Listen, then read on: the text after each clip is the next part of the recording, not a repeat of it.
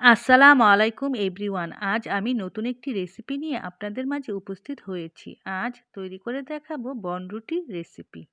চলুন দেখে নেওয়া যাক বনরুটি তৈরির প্রস্তুত প্রণালী।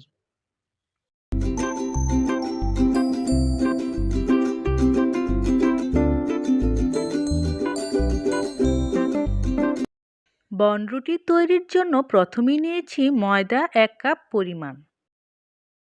সামান্য পরিমাণ লবণ নিয়েছি। ইস্ট দিয়েছি আধা চা চামচ পরিমাণ। চিনি দিয়েছি 2 টেবিল চামচ পরিমাণ।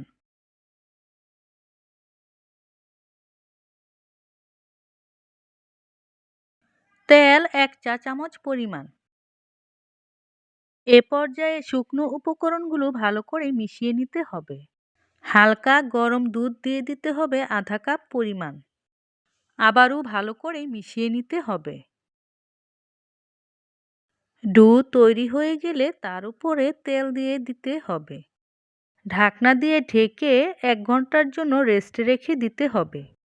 1 ঘন্টা পর ডো ফুলে ডাবল হয়ে গিয়েছে। ডো ভালো করে মিশিয়ে নিতে হবে। এ পর্যায়ে ছোট ছোট লেচি কেটে নিতে হবে।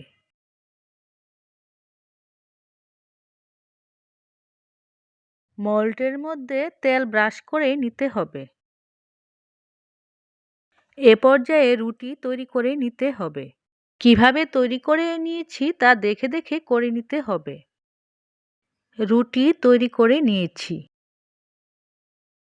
এ পর্যায়ে একটি ডিমের কুসুম নিয়েছি। ভালো করে ফেটিয়ে নিয়েছি। এ পর্যায়ে রুটির উপর ভালো করে ডিমের কুসুম ব্রাশ করে দিতে হবে। কিভাবে দিচ্ছি তা দেখে দেখে করে নিতে হবে। এ পর্যায়ে চুলার উপর হাঁড়ি বসিয়ে দিয়েছি। হাঁড়ির উপর পাতিল রাখার স্ট্যান্ড দিয়ে দিয়েছি।